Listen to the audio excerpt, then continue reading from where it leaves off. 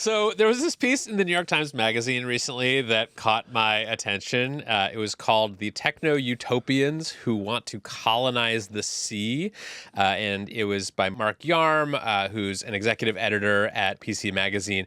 And basically, it was about this group of people who want to build these pods out in the water and go live there. Yeah, and we saw this and we thought, is Seasteading back? So seasteading is something that we've both been interested in for a long time. This was this movement that kind of grew out of Silicon Valley maybe 15 or so years ago that was funded by Peter Thiel initially, that was sort of part of this libertarian movement of people who were so fed up with regulations and big government and not being able to do what they wanted here on land, that they were starting to hatch plans to build their own floating cities out in international waters where they wouldn't have to obey any of our land-based rules. Yes, and they were ridiculed at the time and didn't seem to be making a lot of progress. But Kevin, as the years have gone on, we have repeatedly seen among the wealthiest members of our society this urge to leave the world behind, whether it is going up to Mars, going into space. There is just a lot of energy around removing yourself from society. And so when we heard that there were maybe some folks looking to do this once again on the sea, we thought, we need to learn more about this. Yeah, I mean, what makes this story so interesting to me is not just the people who want to leave it all behind and go out onto the ocean and live there, which I think is a pretty small number of people.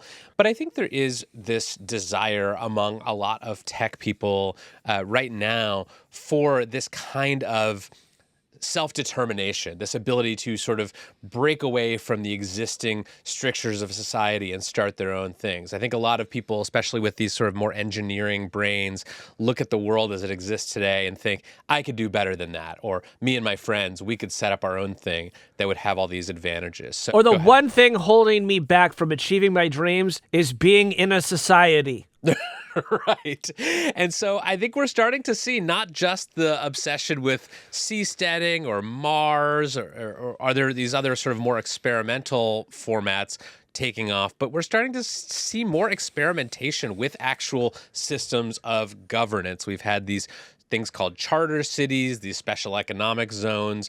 We've talked about the people trying to build a new city for tech people in Solano County, California. And I think what a lot of these projects share is sort of a dissatisfaction with the status quo and a desire to use technology as a way to maybe build something new and different. That's right, Kevin. So I think it's fair to say that with his story, Mark really whet our appetites to learn more. And so to find out what's going on, I think we should bring him in. Let's bring in Mark Yarm. Mark Yarm, welcome to Hard Fork. Thanks for having me. So, Mark, you just wrote this fascinating piece in the New York Times Magazine, and the piece opens on this guy named Rudiger Koch, who you describe as a German aerospace engineer and long-term Bitcoin investor.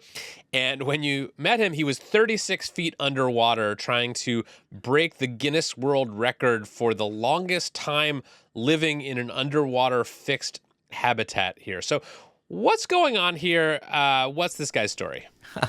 Well, basically, this was somewhat of a publicity stunt for Ocean Builders, which is the company that Rudy is one of the founders of. Ocean Builders has constructed 3 of these SeaPods in and around the bay in northern Panama. The particular model he was in has an underwater chamber which acts as ballast, and he was staying in there for, in the end, he stays there for 120 days and breaks the record. I visited him on, I think, about day 118, a couple, 46 hours before he emerged, and so it's a real experience to go down there. Like, everything is bluish, greenish tint, schools of fish moving, swimming by the portals. It's a very confined space, but it wasn't super arduous because, he had somebody came down to clean, somebody provided the food from the marina.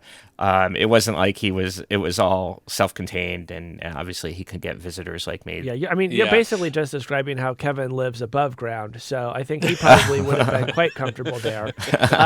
You mentioned that this was a sort of publicity stunt for his company, Ocean Builders. They make these SeaPods, and is there idea that they are going to mass produce these, and eventually lots of people will be doing what Mr. Koch is doing and just be spending many, many days 36 feet below the sea? Well, I mean, the actual SeaPods are mostly for above water living on the water. This was kind of unusual. I don't think many people would voluntarily live in the below water chamber of this particular model. Maybe we should just describe what these things look like, because Yes. for listeners who may be wondering what a SeaPod is, there's a picture in your story that makes this sort of look like kind of like if you took a dumbbell and like turned it on its side. Yeah. It's like it has two chambers. One of the chambers is above water, and then there's like a little sort of rod that goes down into the water. Yeah. And there's, I guess, a spiral staircase inside that rod. And then you get to the lower below water chamber, and that's where Mr. Koch was, correct? Correct. For all intents and purposes, they are, I mean, in Panama, they are registered as houseboats. Ocean Builders stresses that they are not in the seasteading movement. This is more of a lifestyle brand. I mean, the company has its roots in seasteading. About 6 years ago, Chad and his now wife Nadia had a seastead about a very primitive model of what we're talking about 14 miles off the coast of Thailand. Chad is Chad Elwertowski, one of Yes. the co-founders of this company with Rudy. With Rudy and Grant, yes. Yeah, okay. And he's another Bitcoin guy, is that right? Yes. One fascinating detail in your story, Mark, is that the people who are involved with these SeaPods, they are very adamant that despite the fact that these things cost like $6 million a piece to build, this is not just like a hobbyist project for the rich. Like one of them actually says to you at one point, like, this is not Elysium, which is the movie where, people are sort of orbiting the Earth. The 1% sort of orbit the ruined Earth in a spacecraft. Despite the fact that these are all very wealthy Bitcoin and other tech people who are doing this thing, you think there's a sort of a more innocent explanation that does not have to do with just wanting to like escape the tyrannical governments that we all live under and build their own thing? Yeah, Grant Ramont, who's the CEO of the company, told me that. I mean, there was. This hasn't come to the United States yet, but he did tell me that many people in the Bay Area, of course, are interested in this concept of having a SeaPod.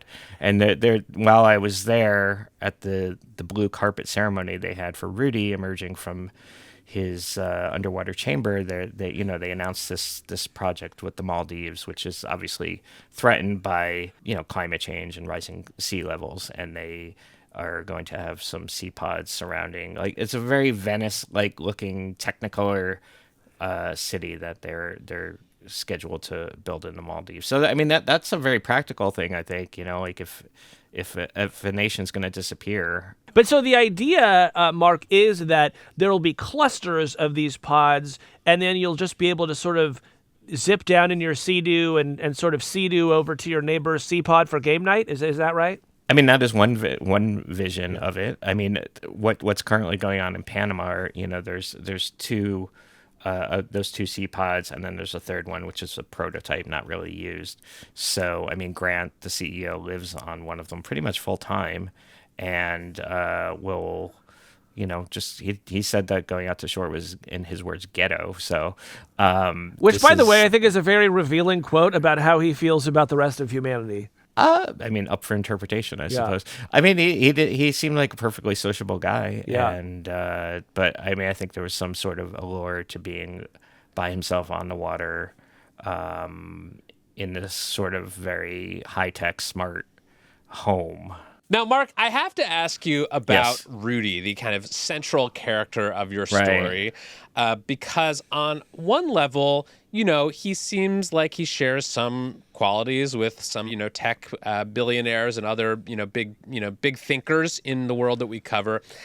On the other hand, he seems kind of crazy. Like there was this big piece in the FT in 2023 that described him as paranoid and vengeful. There were some allegations that he had hired a hitman to take care of some past wrongs that he says were done to him by the Thai government, which sort of broke up his previous seasteading attempt. So give me the kind of rundown on Rudy and what we know about him. I was nervous asking him about this because obviously it was reported in the press, but he denied it, as you can see in the story. And, we got both sides of the story. I don't know what's going on behind the scenes, but, he did admit to having a certain level of paranoia because he was involved in that original Thai seastead, and they definitely did fear for their lives at one point. So, I don't know what the truth of the matter is, but he was a very pleasant guy, though, and it was I did have a good time talking to him down in the underwater chamber. You really like saying that because otherwise he'll hire a hitman. Yes, you cannot see the gun to my head. So, Mark, to me, so much of the appeal of your story is like, look at these fascinating, strange people who have decided for some reason to, cast out on their own and try to build these small communities at sea. But there is also this sort of commercial imperative. They want to sort of other people to join them in this lifestyle. How is that going? Is this idea getting much pickup right now? I mean, as I said, there were, in the Maldives, they have picked up on this idea.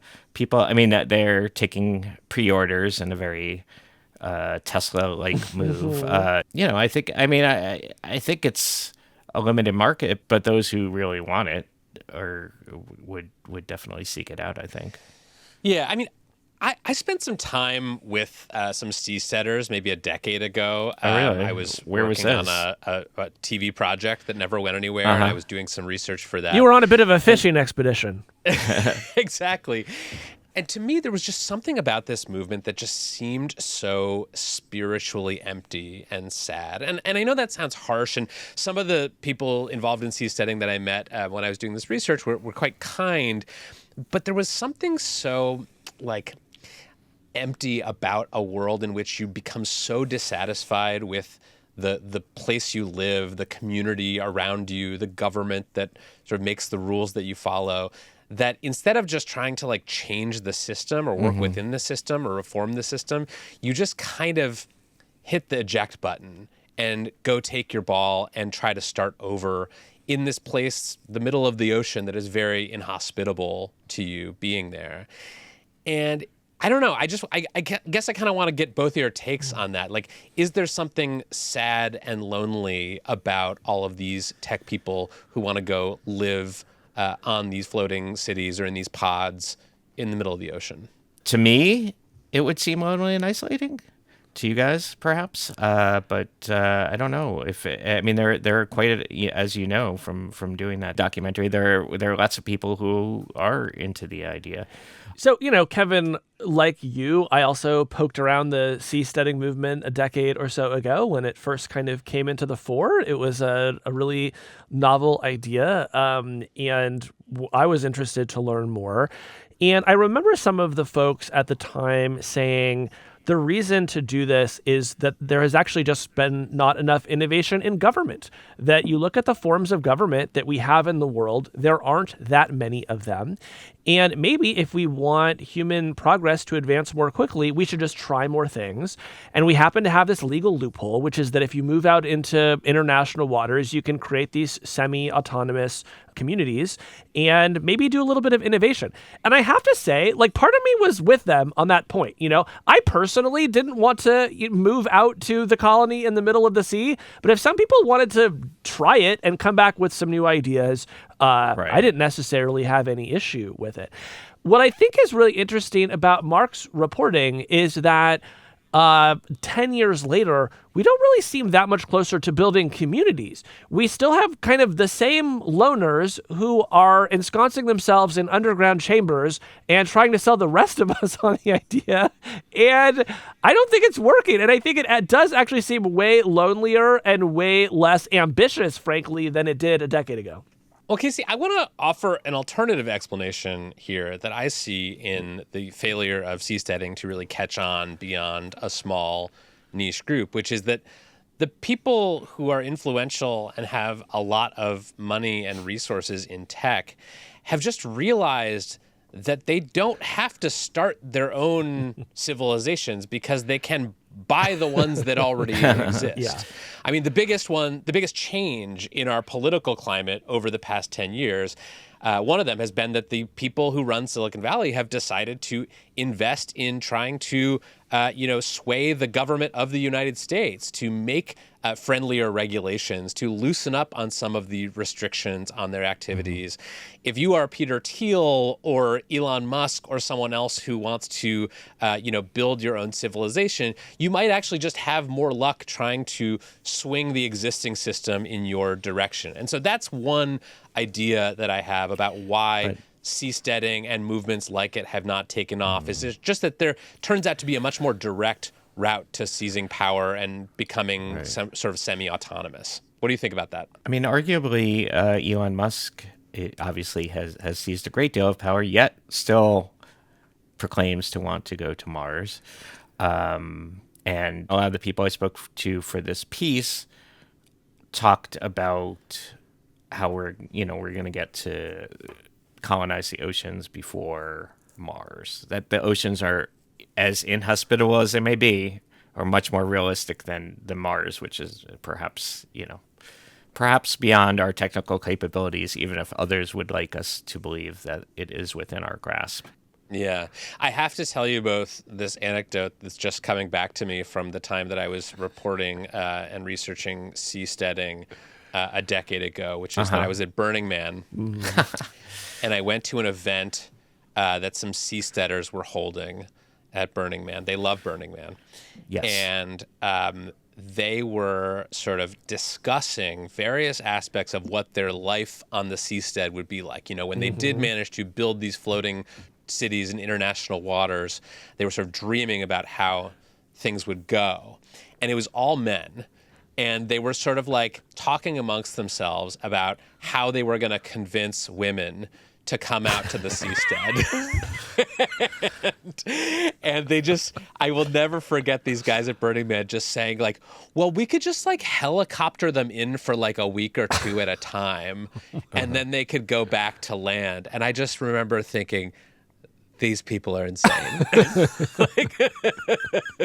It is. What is with the gender difference? Because there is a woman in your story, Mark, who lives Nadia. on a SeaPod. But I believe there's only one. It does seem like wanting to live by yourself in the ocean is an extremely male-coded activity.